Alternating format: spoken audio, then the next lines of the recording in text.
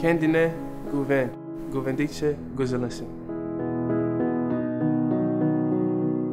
Hayal kur. Hayal kurdukça güzelsin.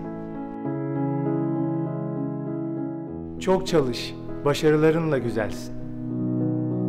Anı yaşa, deneyimlerinle güzelsin. Sağlıkla yaşa. Yaşadıklarınla güzelsin. Sen yeter ki gül. Sen her haline güzelsin. Kadınlar Gününüz kutlu olsun.